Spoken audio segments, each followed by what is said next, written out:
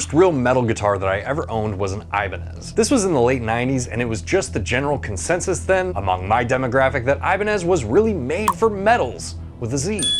And I know some of you are screaming at your monitor or your phone or whatever right now, what about Jackson or ESP, etc., etc.? Yes, you're right. But back then, as hard as it is for those who grew up with the internet to imagine, the only real access you had to information regarding gear was guitar magazines and whatever your local guitar store carried. Mine carried Ibanez, and all the new metal bands that I listened to played them, so that's what informed my opinion. I'm getting off topic here, but anyways, the first Ibanez I ever owned, I can't even find any information on it. It was a 90s seafoam green Super Strat with a 𝐒𝐿R hybrid tremolo. It was a lot of firsts for me. Shred and tremolos. It was just really, really cool. I wish I still had it. Since then, I've owned an RG350EX, another really awesome guitar that was actually destroyed from not understanding string tension, a topic for another time for sure, a mid-range S series and a Prestige S, one of the first runs of the AX series, and a 7-string 7321, as well as an S series 7-string. So I'm pretty familiar with Ibanez guitars at this point. At the time of making this video, the cheapest full-scale Ibanez Geo on Amazon is $179. What a deal. But while I was scrolling, I came across this.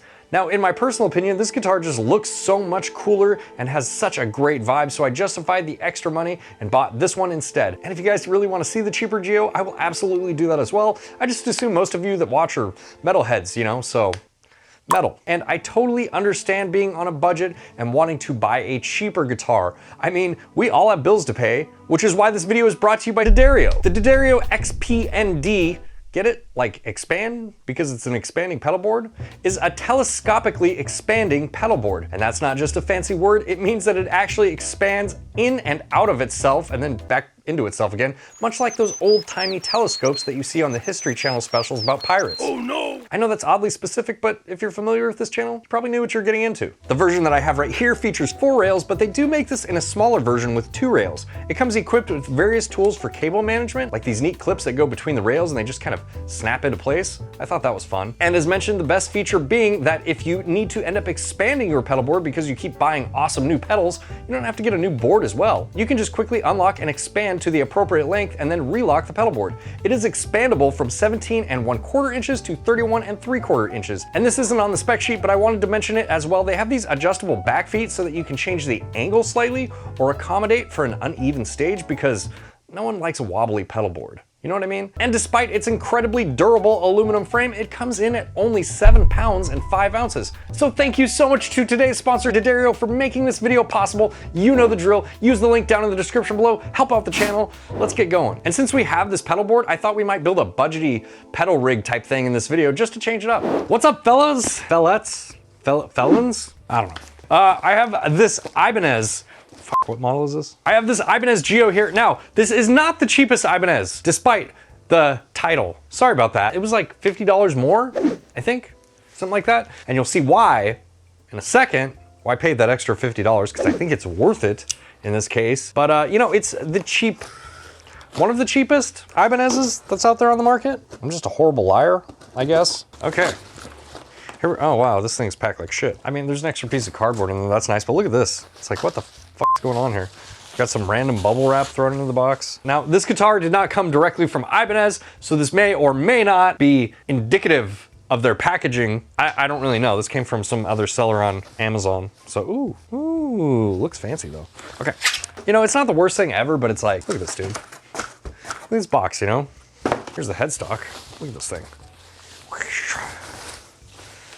Oh man, that looks so badass. Look at this thing, dude.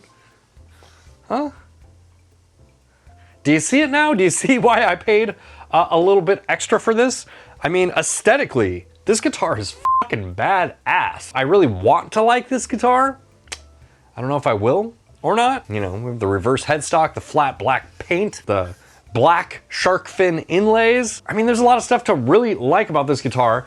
Now, aesthetically, very cool. Does that stuff matter? Like, is the guitar itself great? I don't know. We're gonna have to test it out to find that out. But for right now, let's read the specs. This is the Ibanez GR-R131EXBKF That is a mouthful, but it is a Geo version of their RG style body. The Geo line is their more budget-friendly line. At the time of making this video, this guitar comes in at $249.99. The body material is poplar, and the neck is made out of maple, and the fretboard is made out of purple heart. We have 2 humbuckers for our pickup configuration with a 5-way blade selector switch, meaning that you have several different configurations for these pickups. And we have what's pretty standard, 1 volume knob and 1 tone knob. This guitar comes with 24 medium frets and a string spacing of 10.5 millimeters. The pickups are the Infinity R series from Ibanez, which are ceramic passive pickups. It has a scale length of 25.5 inches and a nut width of 43 millimeters. Now there's a few things that I can tell you right away from holding this guitar. I like a flat finish on a guitar. I think it's cool. I really like when a guitar shows its wear from the player. They're all gonna have different habits where they put their arm, where they let their hands rest on the guitar, and that will be very evident with a matte finish guitar as the matte finish wears. Now with Geo being their budget line of guitars,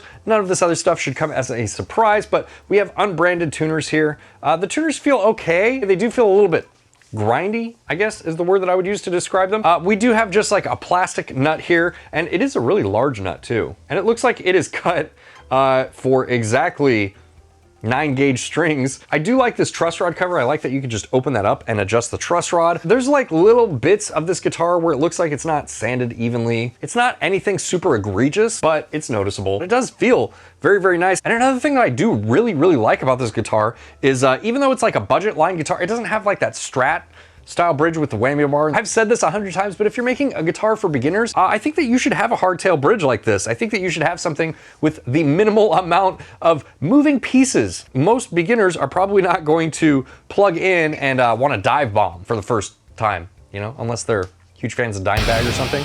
Maybe that's the case, but you're probably looking at a different guitar if that's the case also. I need to set it up and rip like all this excess plastic off it. But yeah, let's get this all set up and cleaned up and then we can demo it. Let's do it.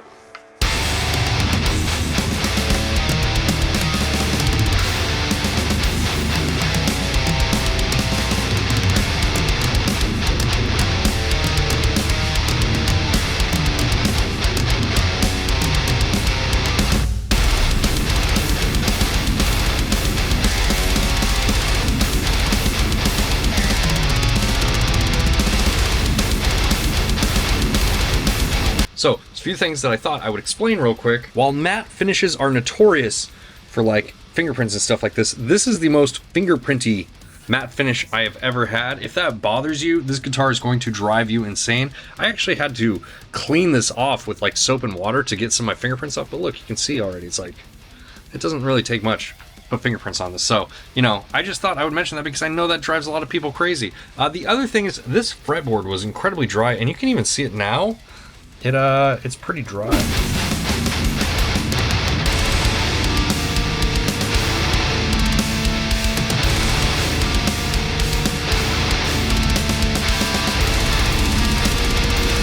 What's up guys, we have this murdered out reverse headstock Ibanez Geo plugged into our budget pedal board here. Now I realize this after I got this all set up. This is probably gonna sound quite a bit different from most things that I do on my channel. So I will plug in after this to the most budget rig ever, which is just a plugin. We'll do that at the end, so that way you can just hear the guitar direct into an interface with a plugin, maybe a little bit more straightforward, but this is gonna be fun. Oh, let's take this tag off. What the fuck am I doing here? Oh, by the way, warning, cancer and reproductive harm. Good thing I've already had my children, I guess.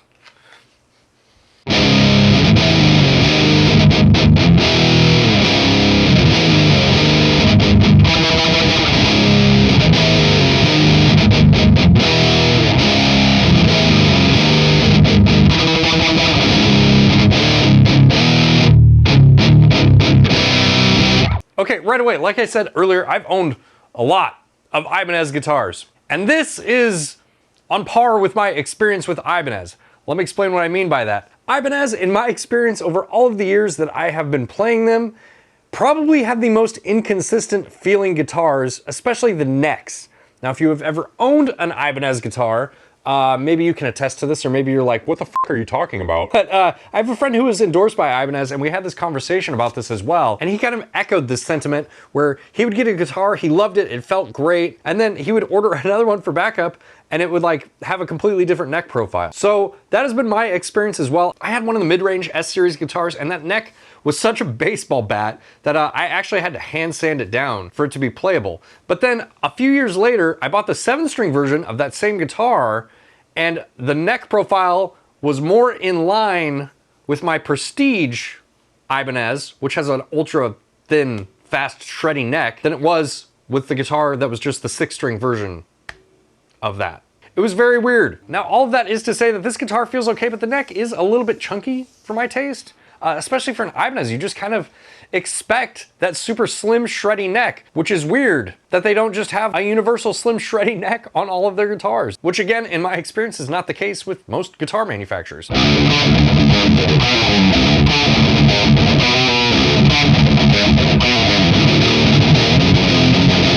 Okay, let's boost this setup here.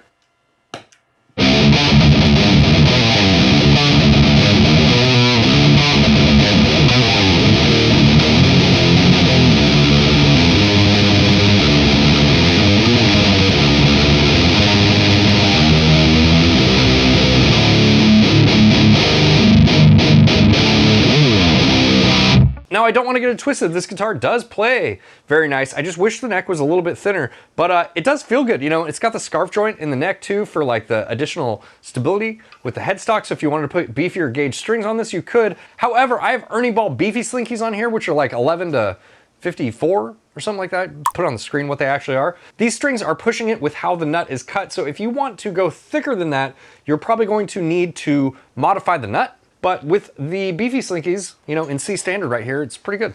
With the pickups so far, I think they sound really good. I actually think they sound very, very good compared to other stock Ibanez pickups that I've had in the past. You know, guitars now have very good stock pickups for the most part. It's not like the early 2000s, mid 2000s, where it's like if you bought a guitar with stock pickups, you just knew they were gonna sound awful, and you knew that you were gonna immediately have to change them. But let's test the pickups out here. We're gonna bypass the preamp here, which is going to give us this sort of sound. Pretty much just going directly into a power amp here. But let's turn this EQ pedal on.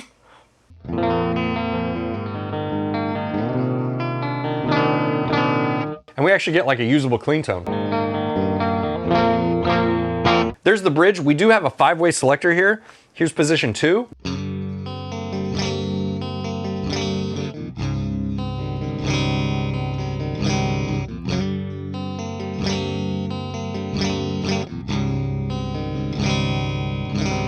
Here's the middle position.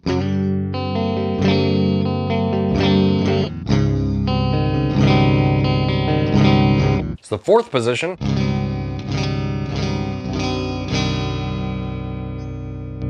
And finally, the neck position.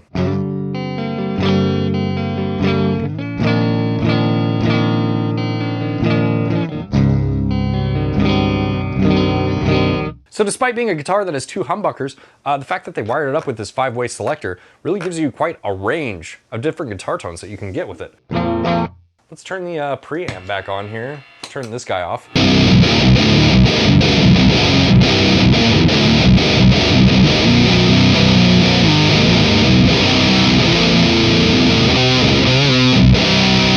We also have this 𝐒𝐏𝐄𝐂𝐈𝐀𝐋 reverb in the loop here. This is on the shimmer setting.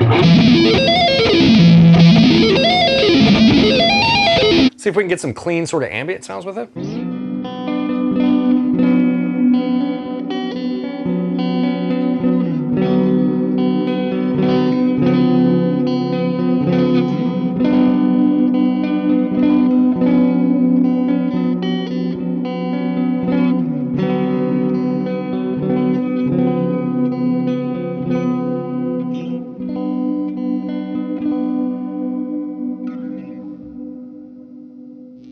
Okay, I've had some fun with the pedal board. Thank you so much for indulging me on this, but let's plug directly into the audio interface, and that way you can hear it through just like a plugin, and you can get an idea of what it sounds like through a more stock, like sort of standard sound. Okay, this is the Ampknob BDH3 plugin. It's a 5153 plugin. Pretty stock metal tone, you know what I mean?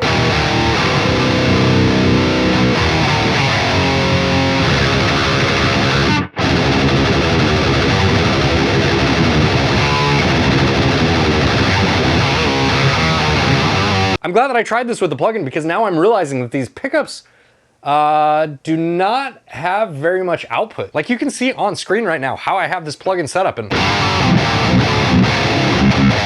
it doesn't have quite the bite that I'm used to with this plugin. So with all of that being said, here's my take on this guitar. I think that it's a really great contender for a mod platform. I mean, this guitar looks cool as fuck. You know what I mean? We don't have that dumb Strat tremolo thing to deal with here. I really vibe with the fact that they put a hardtail bridge. I don't know why people put those Strat tremolo style bridges on budget, like beginner entry-level guitars. It's just, you know, do this. This is much better. I love the look of the guitar. Playing it, the feel is pretty good. Like I said, I mean, it would be nice if this neck was just a little bit thinner. With it being an Ibanez guitar, you just expect absolute shreddiness. So it's a little bit disappointing that they don't have like shreddy neck profiles on all the guitars they put out. I think it's kind of a miss, in my opinion. Everything else is really awesome. It sounds good. I would probably swap out the pickups. Probably swap these out for something a little bit hotter. But again, that just makes it a contender for a mod guitar, in my opinion. So if you vibe with the aesthetic of this guitar, like if you're a metalhead like me, and you don't mind swapping out the pickups, and maybe if you really want to get into the weeds on it, and you feel okay maybe reshaping the neck, or maybe you don't, maybe this is fine for you, I think that it's a really great option for a mod platform. Or if you are a beginner and you're just looking for like a metal as f guitar to start playing on, I think this is a good contender for that as well. And of course, if you want to pick one up or anything else for that matter, and you use my link down in the description below, really helps out the channel. All right, hopefully you enjoyed this video. If you did, make sure to hit the like button. If you like what I do here on the channel, consider subscribing, or better yet, joining us over on Patreon with all of these lovely people over here. And I will see you in the next video. Bye.